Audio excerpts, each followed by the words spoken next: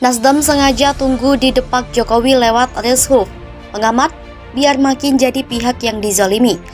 Tapi ketika Nasdem mendeklarasikan Anies untuk maju Pilpres 2024, Jokowi kelihatan sekali tidak nyaman dan itu mengarah kepada kemungkinan reshuffle yang akan dilakukan kepada menteri-menteri yang saat ini diduduki oleh Nasdem. Setelah Nasdem mengumumkan Anies sebagai kandidat Capres, elit PDIP silih berganti, baik secara terbuka ataupun tidak terbuka, menyindir Nasdem.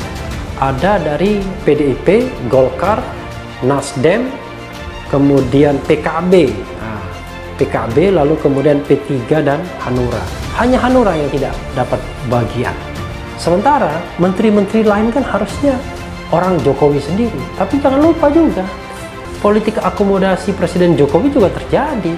Tidak hanya mengakomodasi partai-partai politik, tapi juga mengakomodasi tim-tim relawannya yang selama ini sudah berkeringat. Hidup ini sebuah perubahan, sebuah perjalanan perubahan. Kalau kami berulang-ulang mengatakan, bahkan ketika mendeklarasikan Anies, kita sudah mengatakan kita tetap bersama Jokowi sampai 2024. Dan kontrak kita memang sampai 2024. Republik ini terlalu sederhana kalau diurus oleh satu dua kelompok. Kita mesti merangkum semua potensi bangsa. Untuk apa? Untuk kemajuan. Jadi sebenarnya banyak sekali pembantu-pembantu Presiden Jokowi dalam periode kedua jabatannya.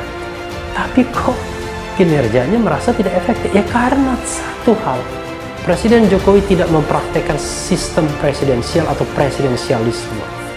Jadi kelebihan sistem presidensial itu, Sobat Era sekalian, adalah memberikan keleluasaan kepada Presiden untuk mencari pembantu-pembantunya, untuk mencari menteri-menterinya. Tapi terlihat pada periode kedua ini terkesan Presiden Jokowi kok malah tambah didikte oleh partai-partai pendukungnya. Padahal pada periode pertama itu jauh lebih baik. Jadi ini paradoks. Isu reshuff Kabinet Indonesia Maju oleh Presiden Joko Widodo mulai berhembus kencang. Bahkan isu reshuff itu disebut-sebut bakal memakan korban menteri-menteri dan partai Nasdem. Direktur Eksekutif Parameter Politik Indonesia, Adi Prayitno pun menilai jika memang benar Jokowi melakukan reshuff, maka alasannya karena politik alih-alih kinerja menteri. Adi menjelaskan hal itu sangat mungkin terjadi meski partai yang diketuai Surya Paloh itu telah berkomitmen mengawal pemerintahan Presiden Jokowi hingga 2024. Ini tak terlepas dari keputusan Partai Nasdem yang mendeklarasikan Anies Baswedan sebagai bakal calon presiden mereka, di mana Anies dikenal sebagai sosok oposisi non-koalisi pemerintah. Jadi catatan serius. Langkah itu dinilai kode keras Nasdem ingin pisah jalan dengan Presiden Jokowi. Karena itu, Adi menilai jika benar Presiden Jokowi bakal melakukan reshuff dengan menyasar menteri Partai Nasdem atau alasan politik bukan kinerja, maka hal itu dinilai bisa menguntungkan Nasdem. Pasalnya, Partai Nasdem bisa mendapatkan simpati publik dan berperan sebagai pihak yang dizalimi. Sementara itu, politisi Partai Nasdem Irma Suryani Chaniago sempat meminta semua pihak, khususnya politisi PDIP Jarod Saiful Hidayat, agar tidak asal berkomentar. Ini setelah anak buah Megawati Soekarno Putri itu meminta Presiden Jokowi untuk melakukan evaluasi terhadap Menteri Nasdem. Mengenai itu, Irma menyemprot Jarod untuk tidak sembarangan berbicara karena reshuff adalah hak prerogatif Presiden Jokowi. Terlebih ia menilai menteri dari Partai Nasdem di Kabinet Indonesia Maju memiliki prestasi. Irma mencontohkan sosok Menteri Kehutanan Siti Nurbaya Bakar yang dinilai memiliki segudang prestasi. Di era kepemimpinannya, kebakaran hutan dinilai jarang terjadi. Siti Nurbaya juga dianggap bisa membuat hutan aman dan udara bebas dari kabut asap.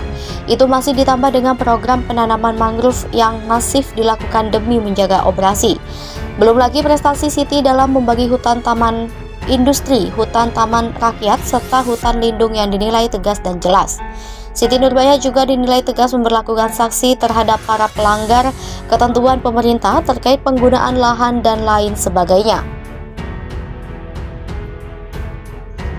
Nasdem sengaja tunggu di depak Jokowi lewat reshuff. Pengamat, biar makin jadi pihak yang dizalimi. Isu reshuff Kabinet Indonesia Maju oleh Presiden Joko Widodo mulai berhembus kencang. Bahkan isu reshuff itu disebut-sebut bakal memakan korban menteri-menteri dan partai Nasdem. Direktur Eksekutif Parameter Politik Indonesia, Adi Prayitno pun menilai jika memang benar Jokowi melakukan reshuffle, maka alasannya karena politik alih-alih kinerja menteri. Adi menjelaskan hal itu sangat mungkin terjadi meski partai yang diketuai Surya Paloh itu telah berkomitmen mengawal pemerintahan Presiden Jokowi hingga 2024. Ini tak terlepas dari keputusan Partai Nasdem yang mendeklarasikan Anies Baswedan sebagai bakal calon presiden mereka, di mana Anies dikenal sebagai sosok oposisi non-koalisi pemerintah jadi catatan serius. Langkah itu dinilai kode keras Nasdem ingin pisah jalan dengan Presiden Jokowi. Karena itu, Adi menilai jika benar Presiden Jokowi bakal melakukan reshuffle dengan menyasar Menteri Partai Nasdem atau alasan politik bukan kinerja, maka hal itu dinilai bisa menguntungkan Nasdem. Pasalnya, Partai Nasdem bisa mendapatkan simpati publik dan berperan sebagai pihak yang dizalimi. Sementara itu, politisi Partai Nasdem Irma Suryani Chaniago sempat meminta semua pihak, khususnya politisi PDIP Jarod Saiful Hidayat, agar tidak asal berkomentar. Ini setelah anak buah Megawati Soekarnoputri itu meminta Presiden Jokowi untuk melakukan evaluasi terhadap Menteri Nasdem. Mengenai itu, Irma menyemprot Jarod untuk tidak sembarangan berbicara karena reshuffle adalah hak prerogatif Presiden Jokowi. Terlebih ia menilai menteri dari Partai Nasdem di Kabinet Indonesia Maju memiliki prestasi.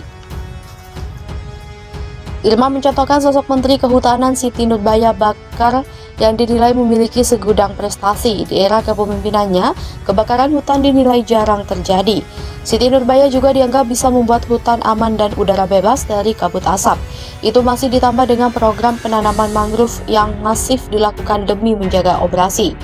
Belum lagi prestasi Siti dalam membagi hutan taman industri, hutan taman rakyat, serta hutan lindung yang dinilai tegas dan jelas.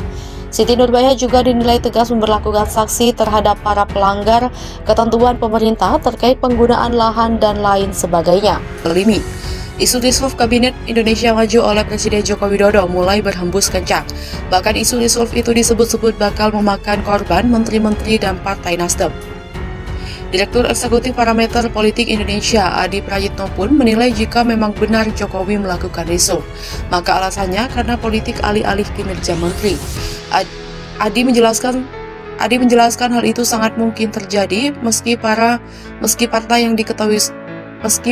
yang diketuai Surya Paloh itu telah berkomitmen mengawal pemerintahan Presiden Jokowi hingga 2024. Ini tak terlepas dari keputusan Partai Nasdem yang mendeklarasikan Anies Baswedan sebagai bakal calon presiden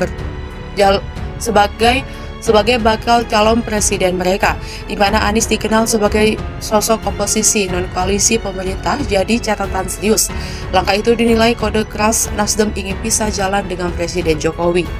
Karena itu, Adi menilai jika benar Presiden Jokowi bakal melakukan reshuffle dengan menyasar Menteri Partai Nasdem atau alasan politik bukan kinerja, maka hal itu dinilai bisa menguntungkan Nasdem. Pasalnya, Partai Nasdem bisa mendapatkan simpati publik dan berperan sebagai pihak yang dizalimi. Sementara itu, politisi Partai Nasdem Irma Suryani Chaniago sempat meminta semua pihak, khususnya politisi PDIP Jarod Saiful Hidayat, agar tidak asal berkomentar. Ini setelah anak buah Megawati Soekarnoputri itu meminta Presiden Jokowi untuk melakukan evaluasi terhadap Menteri Nasdem. Mengenai itu,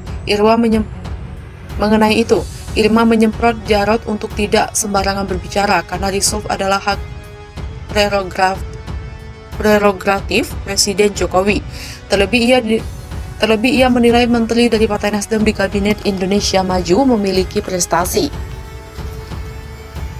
Irma mencontohkan sosok Menteri Kehutanan Siti Nurbaya Bakar yang dinilai memiliki segudang prestasi. Di era kepemimpinannya, kebakaran hutan dinilai jarang terjadi. Siti Nurbaya juga dianggap bisa membuat hutan aman dan udara bebas dari kabut asap. Itu masih ditambah dengan program penanaman mangrove yang masif dilakukan demi menjaga operasi. Belum lagi prestasi Siti dalam membagi hutan taman industri, hutan taman rakyat, serta hutan lindung yang dinilai tegas dan jelas. Siti Nurbaya juga dinilai tegas memberlakukan sanksi terhadap para pelanggar ketentuan pemerintah terkait penggunaan lahan dan lain sebagainya.